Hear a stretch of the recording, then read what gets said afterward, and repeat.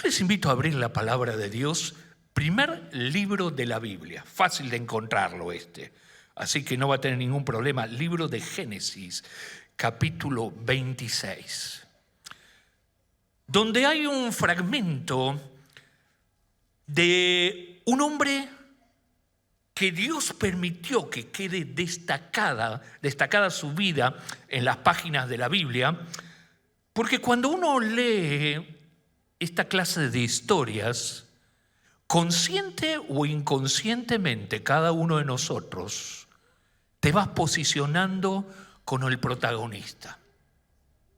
Consciente o inconscientemente uno va definiendo y diciendo, ¿y si a mí me pasa esto, cómo actuaría yo? O qué mal que actuó acá, yo hubiera actuado diferente.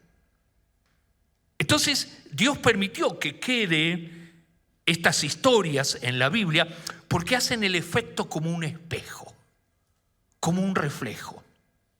Y es una historia verídica donde en el capítulo 26 de Génesis hay algo que eso de año nuevo, vida nueva, no era para él.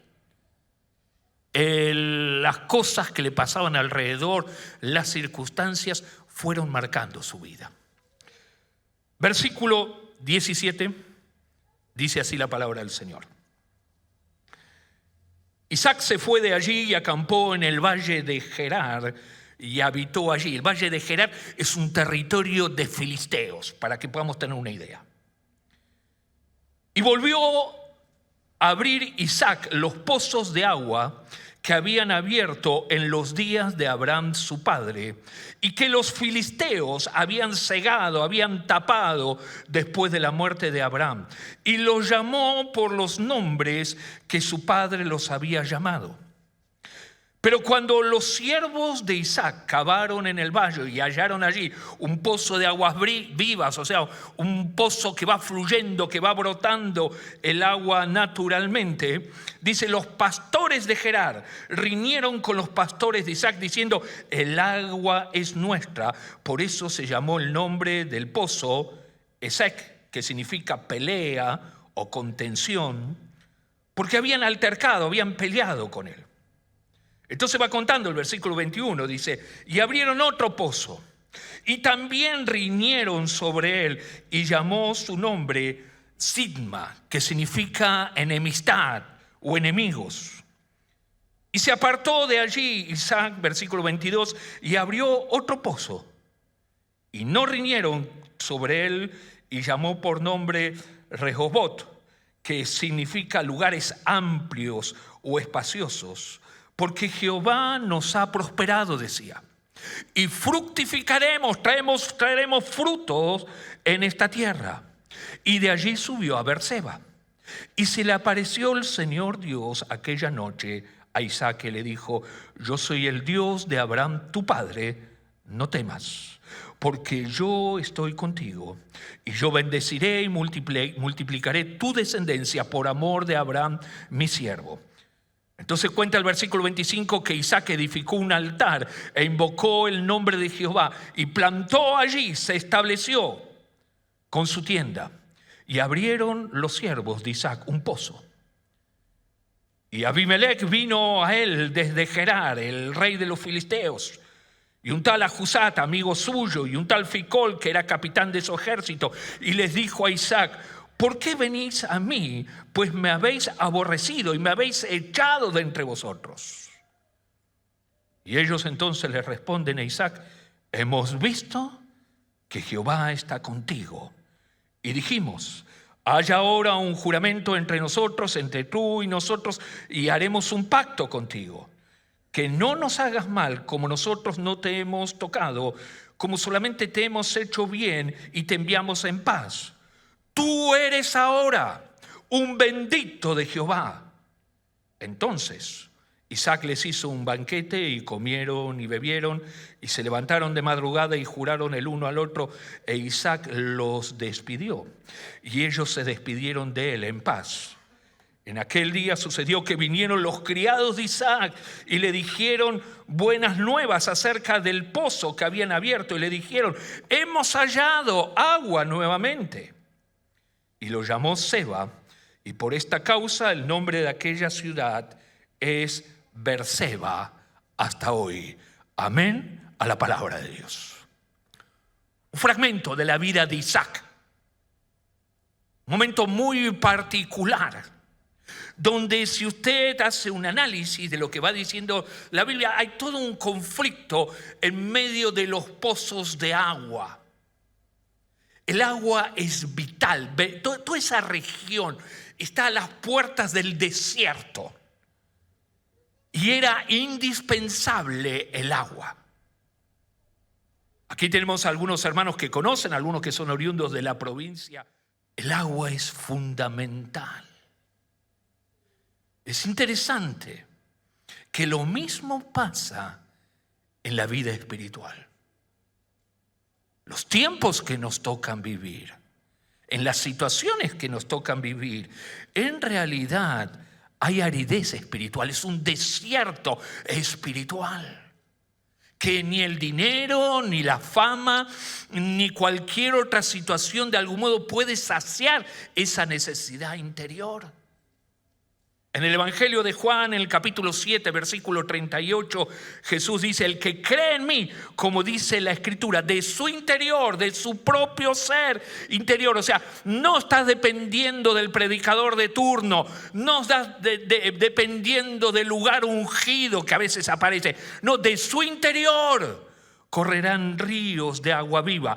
Y dice el versículo 39, esto dijo del Espíritu que habían de recibir. Y la palabra Espíritu está con mayúscula, está hablando del Espíritu Santo. Es la obra del Señor en medio de su pueblo, en medio de sus hijos, en lo individual, para que corran esos ríos de agua de vida. El tema, que los filisteos en la antigüedad y los filisteos del siglo XXI siempre se van a oponer a que haya esa agua de vida.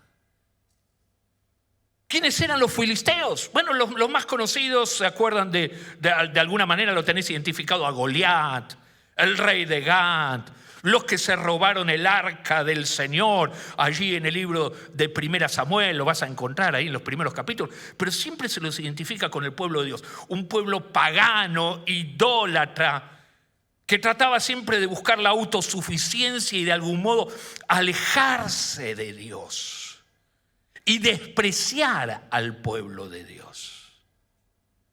Ahora fíjese qué interesante. Dice que los filisteos taparon los pozos de agua que habían construido, que habían encontrado el papá de Isaac, un tal Abraham, un hombre de fe. Y a veces nosotros no nos damos cuenta cómo el Señor en su gracia, en su misericordia, ha obrado en cada generación. ¿Sabe que en la antigüedad tapar un pozo de agua, ¿sabe lo que significaba en realidad? Una declaración de guerra. Era decir, listo, estamos enemistados, estamos peleados. Y mientras Abraham estaban, los pozos estaban. Se murió Abraham, taparon los pozos. El tema es que la nueva generación, Isaac, él dijo, no, esto hay que abrirlo nuevamente.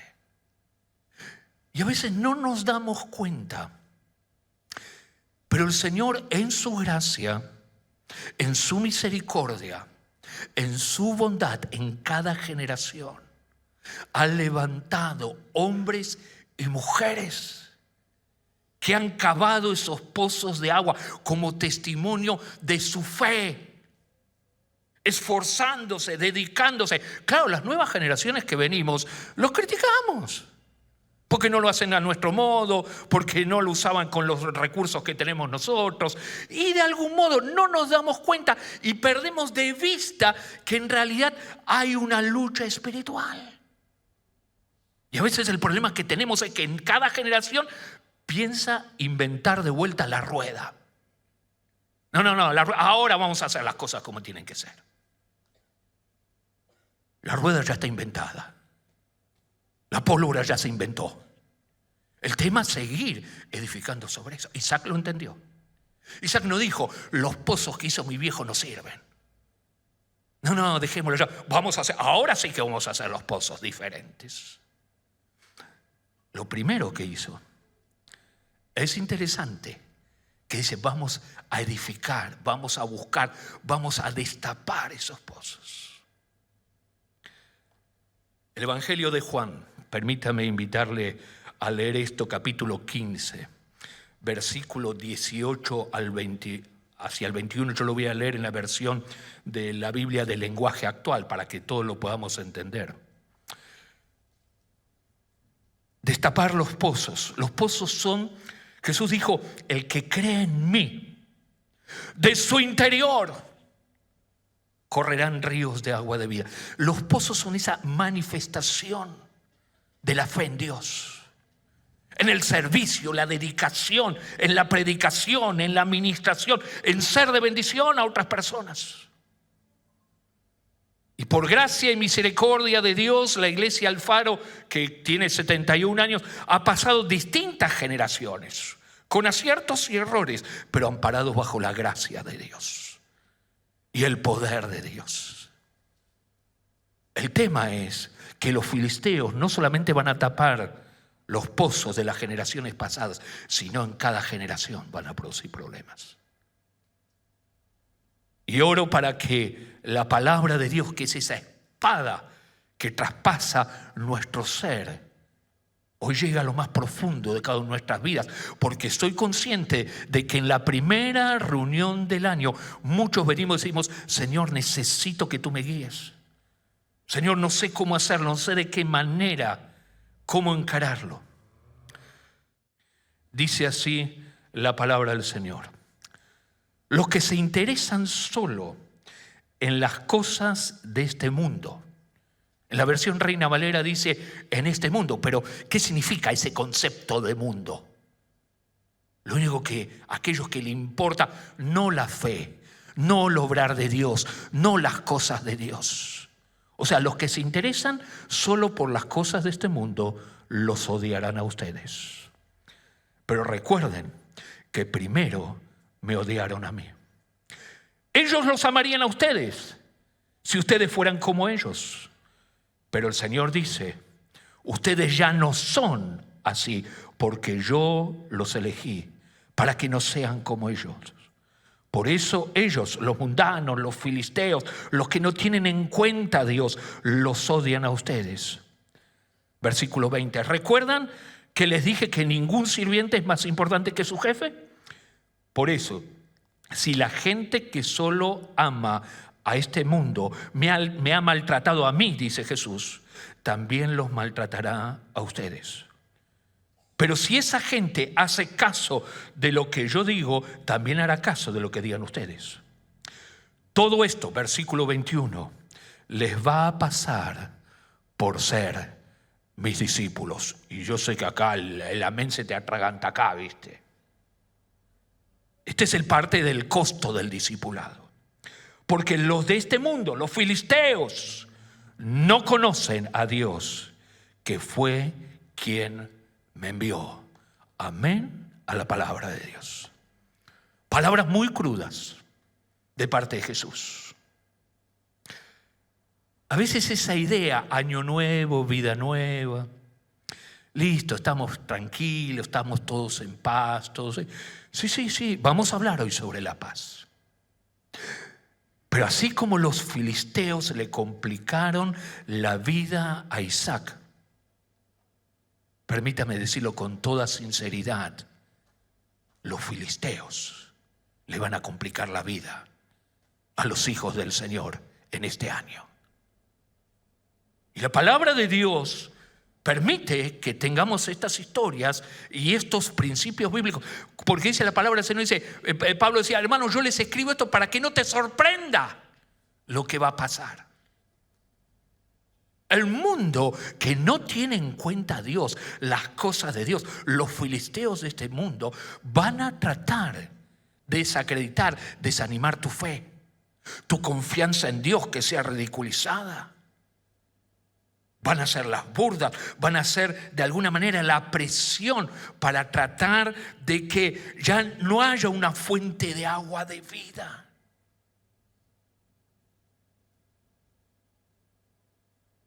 Yo no sé si alguno de ustedes ha oído este programa de radio Enfoque a la Familia o La Confianza en Dios. Hay ciertos grados y no pasa por allí. El apóstol Pedro en la segunda carta, en el versículo 1 del primer capítulo, decía: los que habéis alcanzado por la justicia de nuestro Dios y Salvador Jesucristo una fe, una confianza en Dios igualmente preciosa que la nuestra. Permítame decirle esto, queridos hermanos. Tu confianza en Dios no permitas ni que tu autoestima te tire abajo, ni que el diablo siembre allí duda diciendo: no, pero tu confianza en Dios es diferente, es mucho más chiquita, es igual que la de los discípulos del Señor. Es igual. Y Jesús dijo: si tuvieras fe como, ¿cuánto? ¿Una montaña? No, como un grano de mostaza, chiquitito, insignificante casi. Con eso era ya suficiente.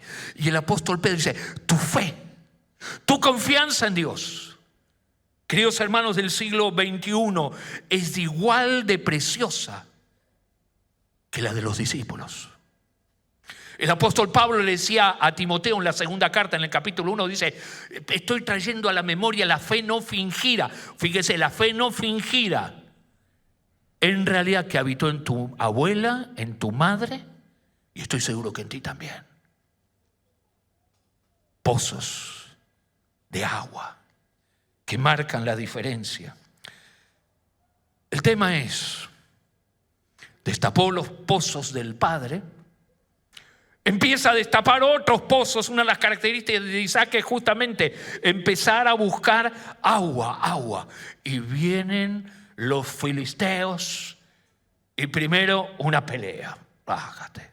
Se van a otro lugar y empiezan a buscar agua. Otra vez encuentran agua y otra vez los filisteos. Y ya el nombre del pozo ya no es pelea, sino enemistad, enemigo. Date cuenta que la situación es como que va creciendo, la presión, la dificultad va cada vez en aumento. Y así es. Los problemas se van a multiplicar, se van a hacer. El tema: ¿qué hizo Isaac? ¿Qué haces en esa situación? En medio de esa injusticia, en medio de las injusticias de la vida, ¿sabe lo que empieza a destacarse? El espíritu del pacificador. Yo no sé con cuántos filisteos te vas a cruzar a lo largo de este año. ¿Pero qué hacemos? ¿Buscamos rápido el número de un abogado? ¿Una carta de documento para defendernos? Mateo capítulo 5, versículo 9. Una bienaventuranza, que estoy seguro hasta que lo sabemos de memoria.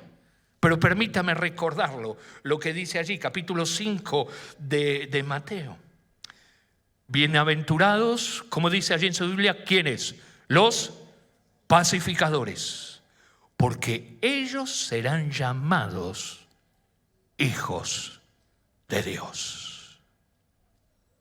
Bienaventurados, más que dichosos, más que felices. ¿Por quién declarado? No por un gobierno, no por una institución, no por una persona religiosa, sino por el Señor mismo. Te dice: hermanos, sos más que dichosos, más que bendecidos cuando trabajas por la paz. ¿Por qué? Porque te identifica. Serán llamados como hijos de Dios. Isaac entendió la importancia del agua en tierras áridas. Entendió el compromiso, el servicio de sus antepasados. Y él dijo: nosotros tenemos que seguir. Pero vienen los problemas. te pelean, te hacen la guerra. ¿Qué hacemos? Bajamos los brazos. Bajamos los brazos y decimos, bueno, no, esto no es para mí. A veces te encontrás los hermanos que hacen evangelismo y están en las plazas, en distintos lugares. Muchas veces me cuentan que se encuentran con alguien y te dicen, me encontré con uno que antes era pastor. ¿Cómo ser? Y muy rápidamente quiero que veamos, porque el tiempo se pasa muy rápidamente, cómo hacer, cómo perseverar en esa paz en la tierra de los filisteos. Evangelio de Juan capítulo 14 versículo 27 dice así la palabra del Señor: la paz os dejo, mi paz os doy. Yo no os la doy como el mundo la da. No se turbe, no se angustie vuestro corazón. En la Nueva Traducción Viviente dice, ni tenga miedo. ¿Sabes por qué? Porque está presente la paz de Cristo.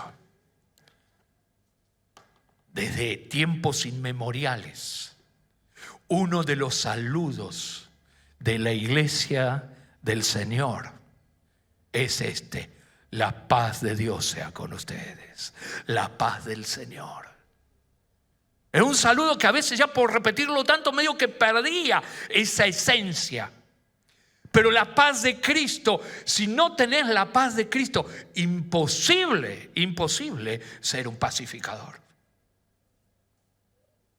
Porque te sale, viste, como un alienígena de adentro, viste, medio como que querés tomar las riendas y decir, estos filisteos los voy a arreglar a mi modo. No, mi paz os dejo, dice el Señor. La paz del Señor. La palabra de Dios es fundamental. Salmo 119, versículo 165. Mientras usted está buscando Salmo 119, versículo 65, en el Evangelio de Juan capítulo 16, versículo 33 dice Jesús: estas cosas os he hablado para que en mí tengáis paz. O sea, el propósito de las palabras de Cristo, ¿para qué era? Para que los discípulos tengan paz. ¿Por qué Dios permitió que esas palabras queden registradas en tus Biblias? ¿Por qué se predica la palabra del Señor? Para que la paz del Señor abunde dentro de cada uno de nosotros. Salmo 119, 165 dice: mucha paz tienen los que aman tu ley. No solamente la presencia de Cristo, no solamente la paz de Cristo, sino ese nutrirte, alimentarte, amar la palabra de Dios. Dice, y no hay para ellos tropiezo. Yo sé que algunos de ustedes de alguna manera se han propuesto y le han pedido a Dios, Señor, ayúdame que en este año pueda leer toda la Biblia. Y la verdad que aplaudo eso. Y oro para que el Señor le fortalezca. Pero acuérdese, cuando tiene ganas de desanimarse y llega a Levítico, Números, y dice, ay Dios mío, me parece que esto es más difícil que caminar en la arena. Tranquilo.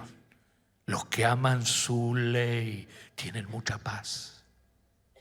El tener la palabra de Dios, conocer la palabra de Dios, te llena de esa paz del Señor, la paz de Cristo. Pero también es la comunión con el Espíritu Santo. Romanos capítulo 8. Y yo cuando ayer y hoy estaba meditando en esta palabra, estaba pensando y digo, ¿cómo encarar este tema? Es más, y yo sé que estamos de vacaciones, algunos nos ven a través de las vacaciones también y todo eso. Los chicos del colegio no quieren saber nada, pero permítame darle tarea para el hogar. Vuelva a releer estos versículos, lo que vamos a ver ahora. Y si no, mire, tiene una ventaja.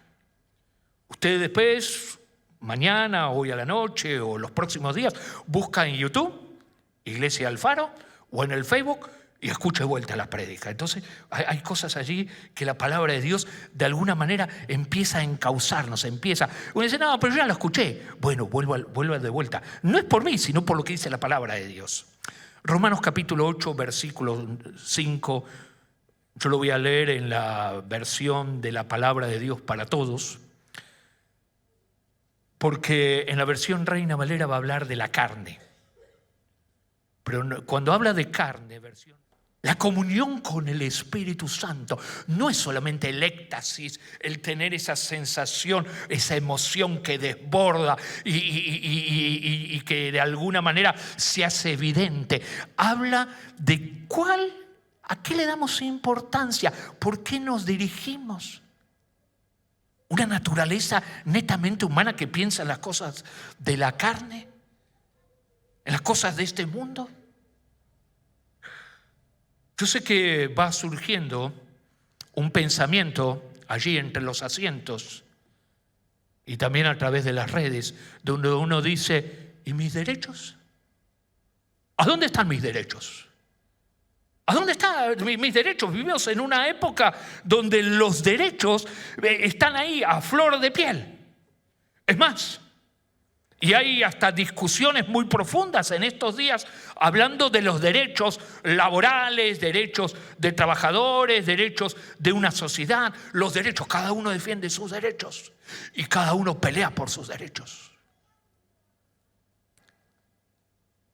El tema es, ¿cómo hacemos para vivir en tierra de filisteos? Los que piensan con la mentalidad humana. Permíteme decirlo de esta manera. Solo piensan, a ver, ¿qué me conviene? ¿Dónde saco ventaja? ¿Dónde están mis derechos? Y a veces intercambio, ¿usted conoces un abogado bueno? Y es triste cuando aún dentro de la familia del Señor pasan estas situaciones. Lucas capítulo 9. Vamos a ver lo que nos dice la palabra de Dios.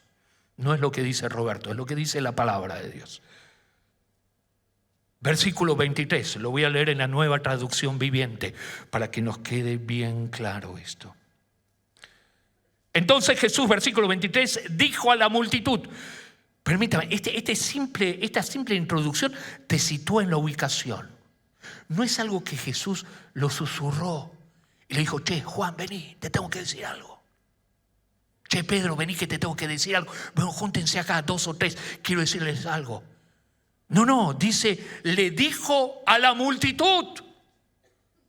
Y una multitud es una multitud de personas. O sea, Jesús elevando la voz para que nadie diga, che, ¿qué dijo? No entendí qué dijo.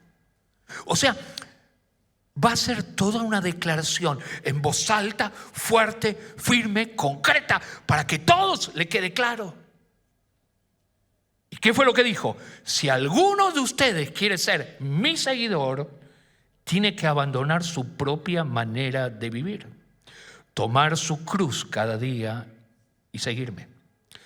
Si tratas de aferrarte a la vida, la perderás, pero si entregas tu vida por mi causa, la salvarás. ¿Y qué beneficio, dice el Señor, obtienes si ganas el mundo entero, pero te pierdes o te destruyes a ti mismo? El que quiera seguirme, tome su cruz. La cruz no es una enfermedad. La cruz, como alguien dijo, no es la suegra que se te vino a vivir a tu casa.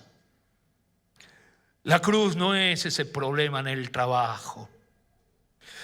La cruz no es nuestra querida Argentina.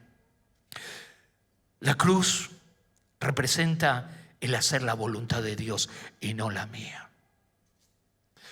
Pero había algo que el que cargaba una cruz, aún antes de ser muerto, antes de ser ejecutado, permíteme de esa manera, había algo que ya esa persona sabía. ¿Sabe lo que significaba tomar la cruz? Es perder absolutamente todos los derechos. El que cargaba una cruz era justamente, no tengo derechos, estoy cargando la cruz. El que quiera seguirme, el que quiera ser mi discípulo, tome su cruz. No, pero los filisteos te van a tratar de alguna manera, provocar, hacer pelea, te va a buscar roña, como decimos vulgarmente, y vos decís, no, tus derechos. ¿Qué hizo Isaac? No, tranquilo. Yo sé que Dios está conmigo.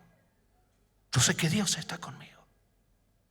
Mateo capítulo 10, versículos 38 y 39, acelero, dice: y si no cargan su cruz y me siguen, ¿sabe qué dijo el Señor? La Biblia en lenguaje actual: no merecen ser míos. Si solo se preocupan por su propia vida, la van a perder. Pero si están dispuestos a dar su vida por causa mía, les aseguro que la van a ganar. Jesús no anda con vueltas. Jesús no te dice: vení, sé mi discípulo, te va a ir bien en la vida.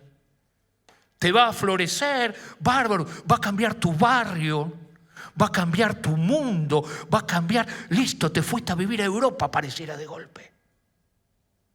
El que quiera seguirme, hay un precio. Pero Isaac, viviendo en tierra de filisteos, él tomó esa decisión de saber que era un bendito del Señor. Y primero lo sabe él, después se dan cuenta los demás. Primero lo sabe él. Y dice: ahí el agua es importante. Hay que destapar los pozos de agua que taparon los filisteos. Hay que buscar nuevos pozos de agua. El agua es necesaria. Los filisteos te hacen la guerra, te van a pelear. Vos te vas a buscar tratar de consagrar, de servir más al Señor. Y los filisteos te van a complicar la vida. Y ahí es donde empieza a aparecer. Uno dice: ¿qué hago? ¿Qué hago? Y creo que cada creyente en alguna etapa de su vida toma esa decisión. ¿Qué hago? ¿Sigo adelante? ¿O bajo los brazos? No, a mí no me engancha más que lo haga otro. ¿Sabes qué estás haciendo? Estás dejando de lado la cruz. De alguna manera estamos negando el seguir al Señor. Sigo mis derechos, lo que yo quiero. Y los filisteos me taparon el pozo de agua.